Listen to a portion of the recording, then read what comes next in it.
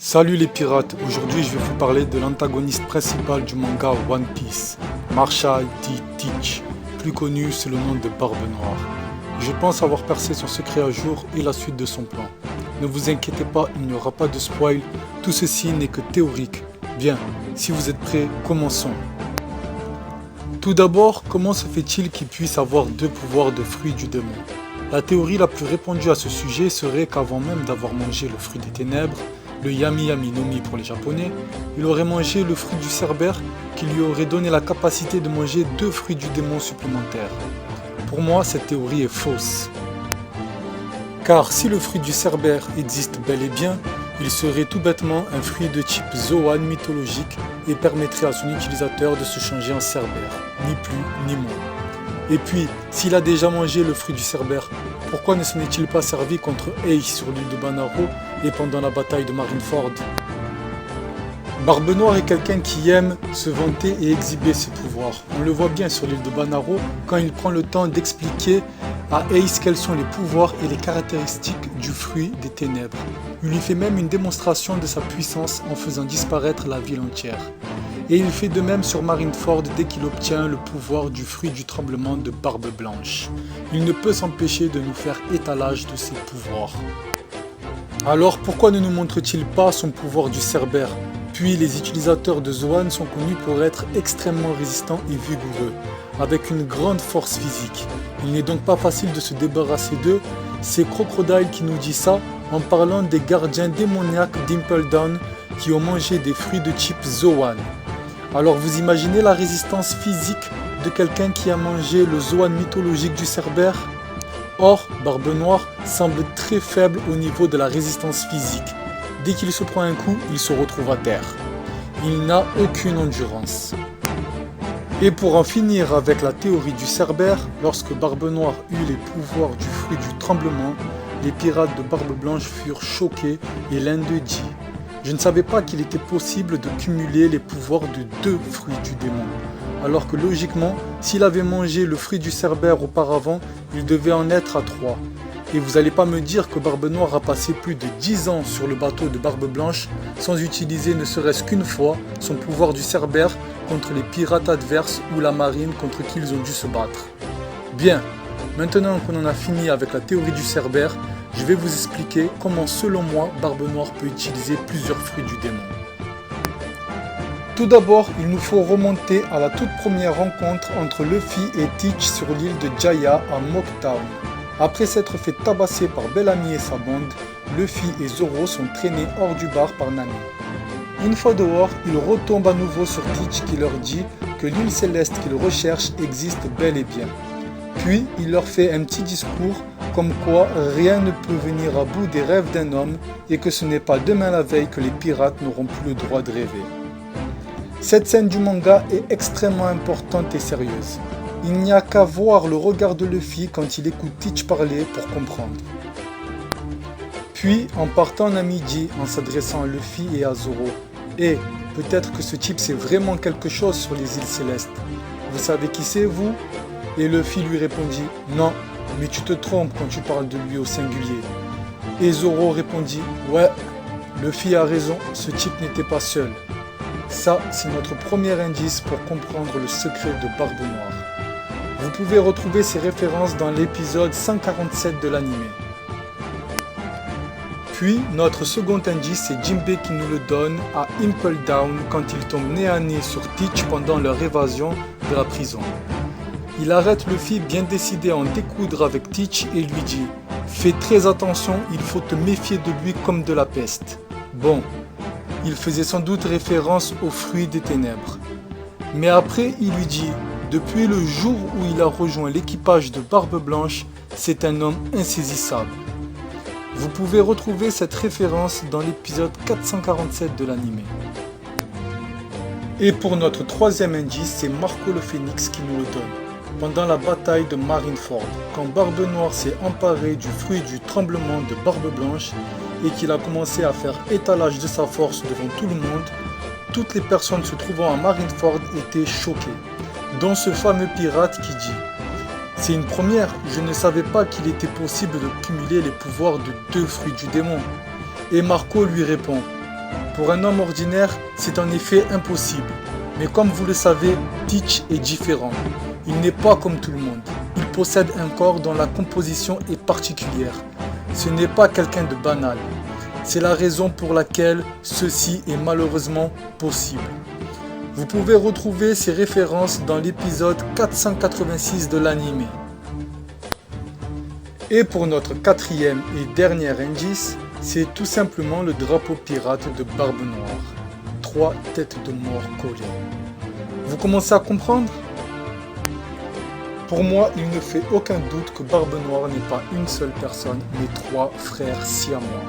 Pour ceux qui ne savent pas ce que sont des frères siamois, ce sont des frères jumeaux ou dans notre cas avec Barbe Noire, des triplés réunis par une partie de leur corps au cours du développement embryonnaire. L'appellation jumeaux siamois désigne communément les jumeaux fusionnés. Cette pathologie ne survient que lors de grossesses gémellaires monocoriales. C'est quand il y a une seule enveloppe et un seul placenta pour les 2 ou 3 fœtus. La fusion des jumeaux est alors un accident très rare du développement embryonnaire dont le mécanisme est incertain et les causes inconnues. Voilà pourquoi Barbe Noire peut utiliser plusieurs fruits du démon, car ce sont 3 personnes qui partagent le même corps. Bien, dans ce cas, où sont passées les têtes des 2 autres frères, me direz-vous ? Eh bien, je pense qu'ils se cachent. À mon avis, ils se montrent chacun leur tour, jamais en même temps pour garder ça secret. Admettons que Barbe Noire porte une perruque sous son chapeau. Peut-être y a-t-il un visage sur la face avant de la tête, un autre visage sur la face arrière de la tête, et le troisième sur le sommet du crâne, un peu comme Voldemort dans le premier Harry Potter. Après, ce n'est qu'une hypothèse, peut-être sont-ils ailleurs et qu'il y a un autre mode de fonctionnement. Mais en tout cas, je pense que le Barbe Noire que Luffy a vu sur Jaya n'était pas le même qu'on a vu à Impel Down et à Marineford. Et je pense que dans le Nouveau Monde, on verra sûrement le 3e frère. Et c'est sans doute pour cacher ça qu'ils ont recouvert le corps de Barbe Blanche d'un drap blanc pour pas que la marine et les autres pirates puissent voir l'un des 3 frères manger le fruit du tremblement et non pas pour cacher le pouvoir du fruit du Cerbère. Je ne vois pas pourquoi il cacherait un pouvoir pareil d'ailleurs.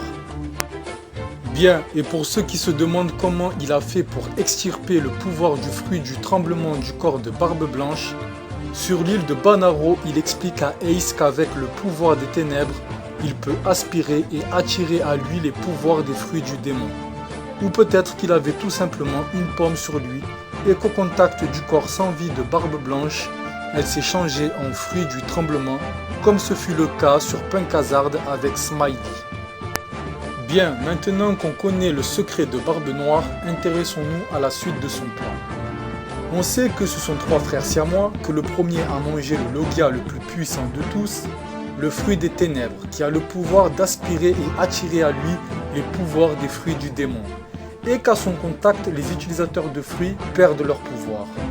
De plus, les ténèbres peuvent tout absorber, feu, foudre, balles, coups d'épée, ville, etc.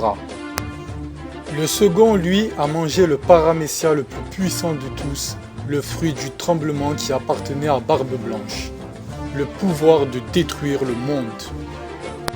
Il ne reste maintenant plus que le 3e frère qui n'a toujours pas mangé de fruit du démon. Mais avec un peu de déduction, on comprend que le 3e fruit sera le Zoan le plus puissant de tous. Vous l'aurez compris, il s'agit du Zoan mythologique du phénix qui profère à son utilisateur l'immortalité. Car le phénix renaît toujours de ses cendres. De plus, c'est le seul fruit du démon de type Zoan qu'on ne peut pas toucher sans le Haki, comme pour les fruits de type Logia. Donc vous l'aurez compris, la prochaine cible de Barbe Noire, c'est Marco.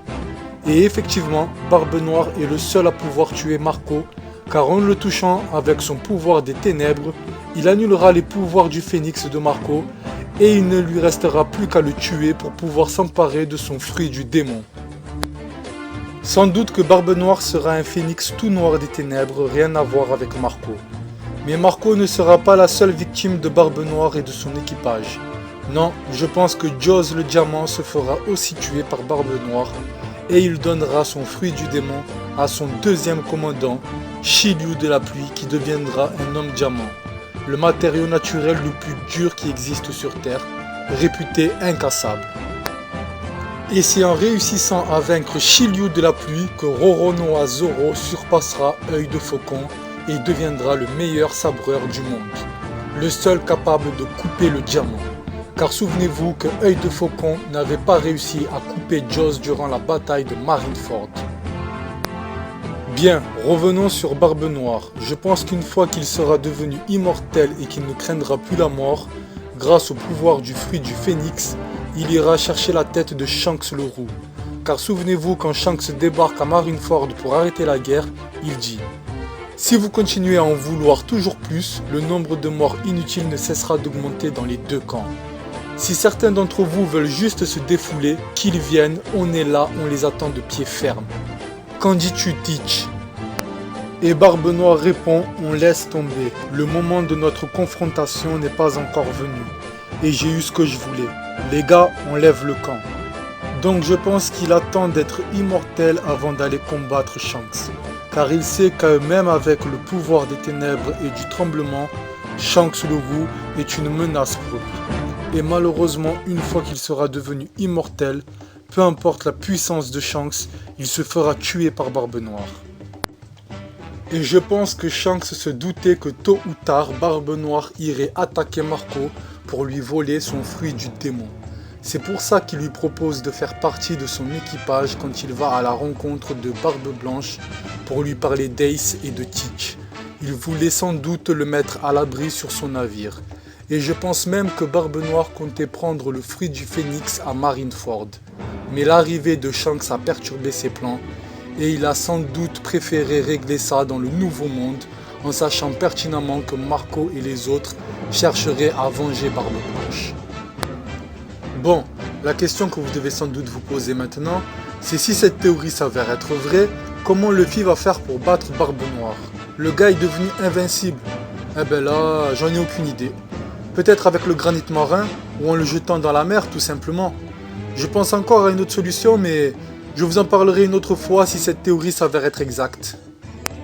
Bon ben voilà les pirates, cette théorie sur Barbe Noire est terminée. Dites-moi ce que vous en pensez, si ça vous semble probable ou complètement à côté de la plaque. Si vous avez kiffé cette théorie et que j'ai réussi à vous convaincre, dites-vous que j'en ai plein d'autres et que je pense avoir trouvé le One Piece, la signification du Ji, le secret du siècle oublié ainsi que celle des armes antiques, l'origine des fruits du démon, le mystère de l'œil de Zoro et le pouvoir de Monkey D. Dragon. Et je ne bluffe pas. Si tu veux savoir tout ça, il faut que tu rejoignes mon équipage. Moi, c'est Hidetora Tojo, le capitaine des pirates du Nouveau Monde. Si tu veux faire partie de l'équipage, abonne-toi. Si tu fais partie des pirates alliés, like et partage. Et si tu fais partie de la marine, t'inquiète, je comprendrai en voyant les pouces rouges. A plus, pirates!